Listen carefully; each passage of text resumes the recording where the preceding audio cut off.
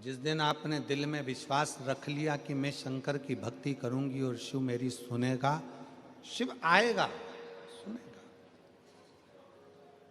शक्कर का काम है मिठास छोड़ देना, और संत का काम है कि अपने हृदय में जो शिव तत्व है, अपनी वाणी में जो शिव तत्व है, अपने दिल में जो शिव तत्व है, वो जनमानस तक देना। साधु, जब कोई तपस्वी, जब कोई साधक उपासक तुम्हारे नजदीक में आए तो ये मानकर चलना कि भगवान शंकर स्वयं तो नहीं आ सकता, पर अपना कोई गण आपके दुख के निवारण के लिए संत के रूप में आपके पास भेज दे, कोई गुरुजन के रूप,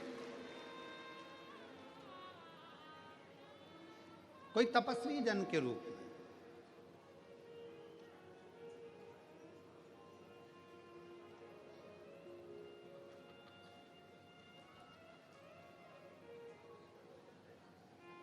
देवराज नाम का ब्राह्मण, शिव महापुराण कथा के महत्तम में आता है कि देवराज नाम का ब्राह्मण जो चोरी का धन लेकर शंकर जी के मंदिर में गया था, उसको नहीं मालूम था कि शिव की भक्ति क्या होती है। देवराज नाम के ब्राह्मण को नहीं मालूम था कि शिव तत्व क्या होता है। देवराज नाम के ब्राह्मण को नहीं मालूम था कि शंकर का गुणगान क्या होता है। देवराज नाम के ब्राह्मण कभी शंकर जी के मंदिर में पांव न रखा है।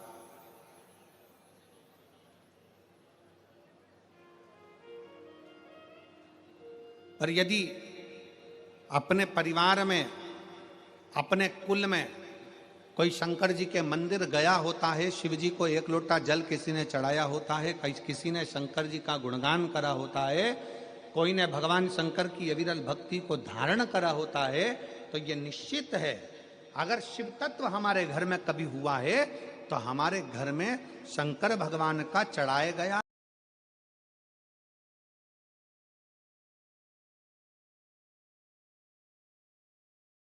नहीं गया, शंकर जी को एक लोटा जल नहीं चढ़ाया, पूरा जिंदगी देवराज की निकल गई, पूरी जिंदगी पर शंकर की भक्ति नहीं कर पाए।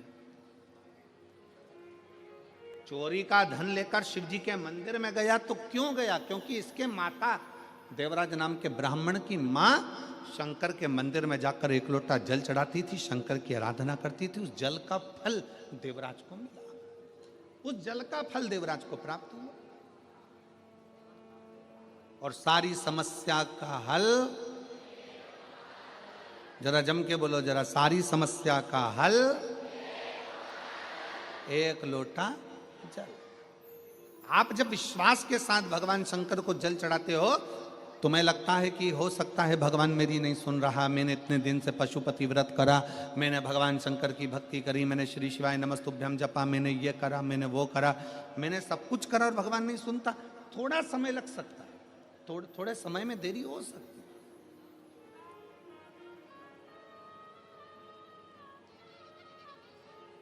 पर यदि विश्वास अगर दृढ़ी है, भरोसा अगर दृढ़ी है, तो वो शिव सुनता जरूर है, शंकर सुनता।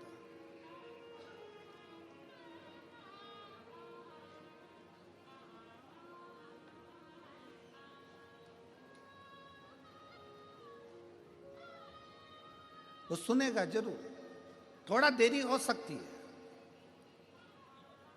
आप लोग कितनी संख्या में, लाखों की संख्या में शिव महापुराण की कथा सुनने के लिए सूरत में आए हो, तो क्या वो कहते हैं, हमारे यहाँ पर सहज भाषा में कहते हैं, अगर गाय का गोबर अगर गिरा है तो वो धूल लेकर उठता है, शंकर का भक्त अगर शिव महापुराण में गया है तो कुछ ना कुछ लेकर जाता जरूर है। कोई खाली तो जाओगे नहीं, कहीं ना कहीं मेरा ओगरदानी, कहीं ना कहीं मेरा शिव, कहीं ना कहीं मेरा शंकर, कहीं ना कहीं मेरा शंभू, कुछ ना कुछ तो देकर भेजे।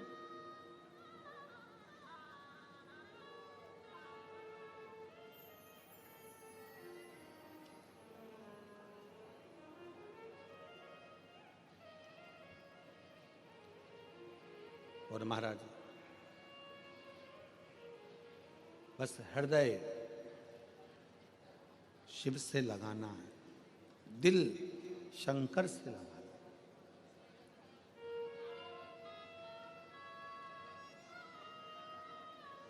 और जब हृदय शिव से लगेगा तो ये मानकर चलना कि शिव तुम्हारे दिल की बात सुनेगा। हमने पहले भी कथा में कहा, फिर कहते हैं शंकर कभी दिखावे से प्रसन्न नहीं होता। शिव जी तुम्हारे दिखावट से, हम पहले एक बार कहे थे, दिखावट, सजावट, बनावट ये सब बेकार। शंकर के लिए तो केवल दिल, हृदय, चित्त चाहिए, मन चाहिए, केवल ये।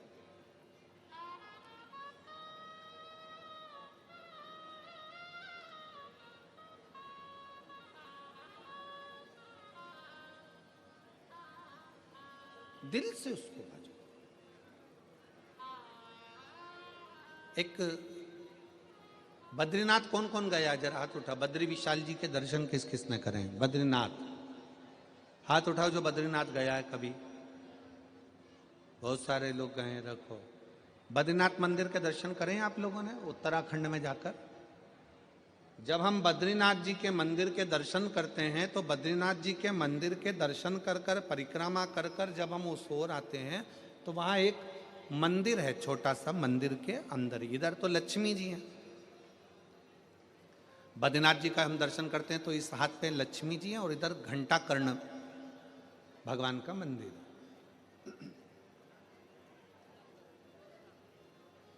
एक और लक्ष्मी जी है, दूसरी तरफ घंटा कर्ण भगवान। किस किसने दर्शन करें घंटा कर्ण के? बद्रीनाथ गए होगे तो इधर लक्ष्मी जी का दर्शन करा होगा, इधर बद्रीनाथ थे। और परिक्रमा मार्ग में जब चलते हैं तो इधर लक्ष्मी जी और परिक्रमा इधर पूर्ण करते हैं तो घंटा कर्ण। कौन है घंटा कर्ण?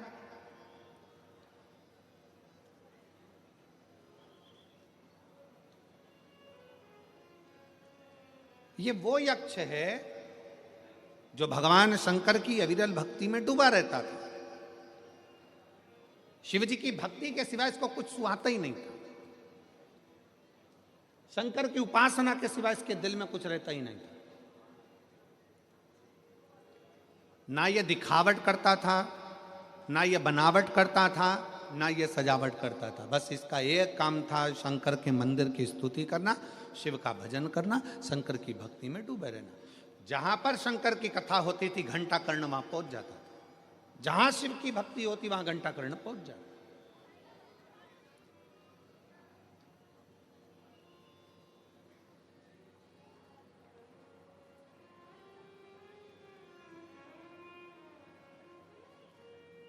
आप लोगों के घर के अंदर घंटी है, वो गरुण घंटी, छोटी सी रहते, बजाते हैं। काहे के लिए बजाते हैं उसको? भगवान की आरती में बजाया जाता है, भोग लगे तब बजाया जाता है, भगवान को जगाना हो तब बजाया जाता है। किसके लिए बजाते हैं? भगवान के लिए। जम के बोलो जरा, उसको भगवान के लिए बजाते हो कि भगवान तुम भोजन करो, भगवान तुम जागो, भगवान तुम ये करो, भगवान तुम वो करो? नहीं। शिव महापुराण की कथा कहती है घंटी का नाद इसलिए करा जाता है कि अपनी बुद्धि को, अपने चित्त को केंद्रित करो भगवान के चरणों की ओर। और जितने घर में सदस्य हैं घंटी की आवाज को सुनकर अपने विवेक को ये केंद्रित कर लें कि मेरे घर में मेरा लड्डू गोपाल, मेरे घर में मेरा ठाकुर, मेरे घर में मेरा राम, मेरे घर में मेरा दत्त, मेरे घर में मेरा हरि विठल, मेरे घर में मेरा विश्वनाथ, मेरे घर में मेरा सोमनाथ बैठा हुआ। अपनी बुद्धि को केंद्रित करना, अपने विवेक को केंद्रित करना, अपने चित्त को केंद्रित करना कि यहां मेरा भगवान बैठा है और मुझे मेरी बुद्धि को केंद्रित करना। आप जितनी देर कथा में बैठो उतनी देर अपने विवेक को, अपनी बुद्धि को, परमात्मा को केंद्रित करके रखो। केंद्रित, वो ना जाने कब कौन सी कृपा कर कर चले जा, कौन सी वाणी हमारे ये शिव महापुराण की कथा अपने विवेक को, अपनी बुद्धि को केंद्रित करना सिखा।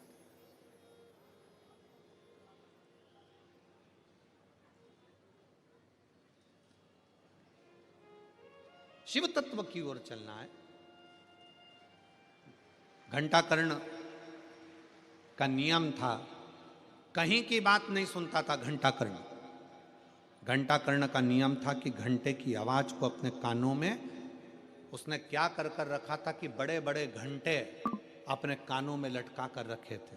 बड़े बड़े घंटे, घंटों को लटकाने का कारण केवल इतना था कि व्यर्थ की बात मेरे कानों में ना जाए, व्यर्थ की बात मेरे कानों में ना जाए। इसलिए वो कानों में बड़े बड़े घंटे लटका कर रखता था। उसकी आवाज जब कहीं से निकलता था, तेज तेज चलता था, मुख को हिलाता था, घंटों की आवाज करता था कि कहीं से कोई शंकर की निंदा मेरे कानों में ना जाए, शिव की स्तुति केवल मेरे कानों में जाए, इसके सिवाय शंकर की ना निंदा, ना किसी का कोई बात, ना निंदा, ना चुगली, ना कुछ आड़े टेढ़े शब्द मेरे कानों में जाए। आज के ज़माने में दुनिया के लोग जब घर के बाहर से निकल कर जाते हैं तो ये सोच कर जाते हैं कि पड़ोसी के घर में झगड़ा क्यों हो रहा है, पूरी बात सुनकर जाना है। घंटा कर्ण इससे दूर था। घंटा कर्ण को ये बातें अच्छी नहीं लगती थी कि कोई निंदा कर रहा है, चुगली कर रहा है, बुराई कर रहा है। अभी रायपुर की कथा में, अभी हाले कोसा की कथा में हमने एक बात कही थी, अपनी बड़ाई और दूसरे के घर की लड़ाई जिस दिन तुमको अच्छी लगने लगे तो समझ लेना कि तुम बर्बादी के सिरे पर आकर खड़े हो गए। हाले कोसा की कथा में कहा था, अपनी बड़ाई, अगर आप अपनी बड़ाई आपको अच्छी लगने लगे, मैंने ऐसा करा, मैंने वैसा करा, मैंने वैसा करा, मैंने वैसा करा, समझ लेना आप बर्बादी के सिरे पर आकर खड़े हो गए। अपनी बड़ाई आपको अच्छी नहीं लगना चाहिए। भैया जो कुछ कर रहा है वो भोलेनाथ कर रहा है, मैंने कुछ नहीं करा, जो करेगा मेरा शंकर करेगा, जो किया मेरे शिव ने करा, जो करा मेरे शंकर ने करा। हमने पहले भी शिव महापुराण की कथा में कहा है, शिव महापुराण की कथा वाचने वाला पंडित प्रदीप मिश्रा नहीं है, शिव महापुराण की कथा करवाने वाला जजमान नहीं है, शिव महापुराण की कथा सुनने वाले आप नहीं हो। शंकर की कथा वाचने वाला भी शंकर है, शंकर की कथा करवाने वाला भी शंकर है, और कथा सुनने वाला भी शंकर है। निमित्त हम हैं, निमित्त आप। स्वयं की बड़ाई और पड़ोसी की लड़ाई अगर आपको अच्छी लग रही है तो समझ लेना कि आप जिंदगी में कभी आगे नहीं बढ़ सकते, आप फेल, आप सक्सेस हो ही नहीं। क्योंकि आपको लगता है मैंने करा, मैंने करा, मैंने करा, मैंने करा। शिव महापुराण की कथा कहती है वो तो भोलेनाथ को कराना था इसलिए कर दिया, आपको आगे बढ़ाकर आपका हाथ परमात्मा ने पकड़कर आगे कर दिया, वो उसकी कृपा। और अपने भीतर अपनी बड़ाई मत लेकर आओ कि मैं कराना ना। और पड़ोसी की लड़ाई अगर हो रही है, भगवान से प्रार्थना करो ये दोनों शांत हों, शांति बने, लड़े ना। बहुत अच्छा घर है, बहुत अच्छा परिवार है, उनकी लड़ाई में तुम खुश मत हो कि कितना अच्छा हो रहा है, अच्छा है, सास बहू की खूब लड़ाई हो, भाई भाई की लड़ाई हो, परिवार की लड़ाई हो, ना ना। भगवान से प्रार्थना करो मेरे पड़ोसी अच्छे रहें, सुखी रहें, सर्वे भवन्तु सुखी, सब श्रेष्ठ।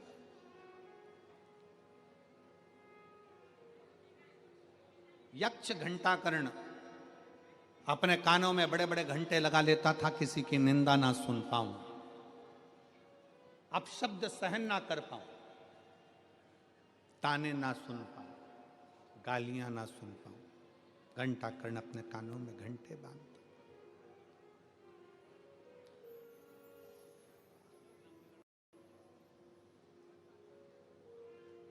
अपने भीतर। गलत सुनो ना।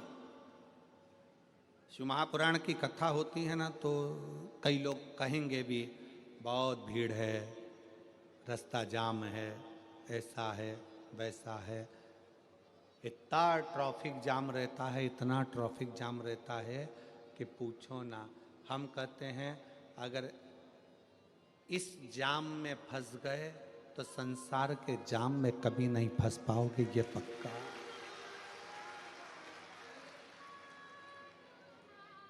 ठीक है,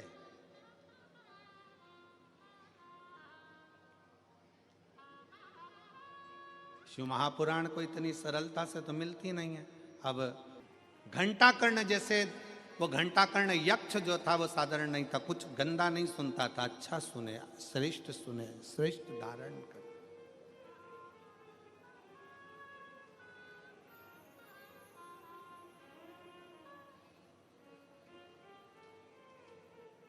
शिव तत्व इसी को कहते हैं। अच्छा धारण करो, अच्छा सुनो, अच्छा धारण करिए, होगा। घंटा कर्ण जैसे 7 दिन की कथा में आप भी अपने कानों में घंटा भले मत बांधो, परशु महा पुराण के शब्दों को बांधो, शिव पुराण के शब्दों को धारण।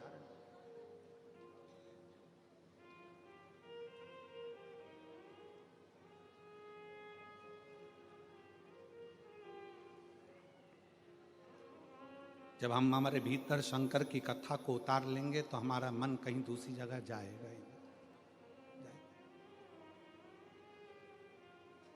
वो कहते हैं ना, हम कानों में भले घंटा कर्ण जैसे घंटे ना बांधे, पर अपने कानों को हम कचरे का डब्बा भी ना बने। बुराई, निंदा, चुगली अपने भीतर प्रवेश ना होने दें।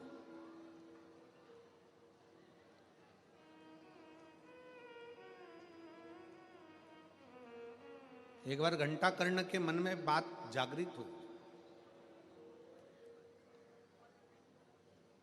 कि शिवजी किसका भजन करते हैं। शंकर भगवान किसको भजते हैं?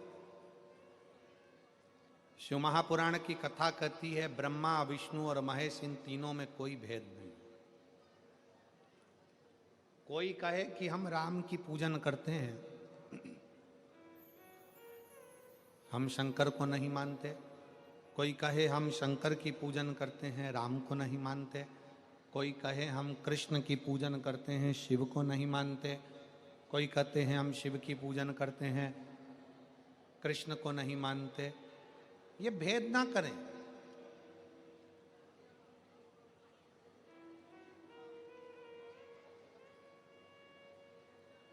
ये तीनों एक हैं। भगवान शंकर की आरती में भी ये दर्शाया जाता है, ब्रह्मा विष्णु सदा शिव जानत अविवेका, भोले जानत अविवेका, और प्रणवाक्षर के मध्य, ओम अक्षर के मध्य, यह तीनों एका। इन तीनों में कोई भेद नहीं। ना ब्रह्मा जी में भेद है, ना भगवान विष्णु में भेद है, ना भगवान शंकर में भेद है। ये तीनों सम है, तीनों एक हैं, तीनों का स्वरूप एक है। भगवान घंटा कर्ण के मन में, यक्ष घंटा कर्ण के मन में यह बात आ गई कि भगवान शंकर भजन किसका करते हैं। एक बार घंटा कर्ण भगवान नंदी के पास पहुंच गए और नंदी से जाकर निवेदन करा, ये बताओ कि शिव जी किसको भजते हैं। नंदी ने मुख से कह दिया कि भगवान शंकर तो नारायण का भजन करते हैं। नारायण का भजन?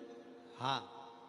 घंटा कर्ण ने विचार कर लिया कि जिस नारायण का भजन शिव करते हैं उनका भजन मैं भी एक बार करके देखूं। घंटा कर्ण शंकर भगवान से प्रार्थना कर कर शिव जी से विनय करने लगे कि मुझे नारायण की भक्ति दीजिए, मैं नारायण का भजन करना चाहता हूं। काशी में कर्ण घंटेश्वर भगवान का मंदिर है। अगर आप लोग कभी काशी में दर्शन करने जाएं तो कर्ण घंटेश्वर मंदिर का दर्शन जरूर करिएगा कि पूरे यक्षों में, महाराज जी, पूरे यक्षों में एक यक्ष ऐसा है जो भगवान शंकर का भी पार्षद है और भगवान नारायण का भी पार्षद, जो भगवान शिव का भी भक्त है और भगवान नारायण का भी भक्त है।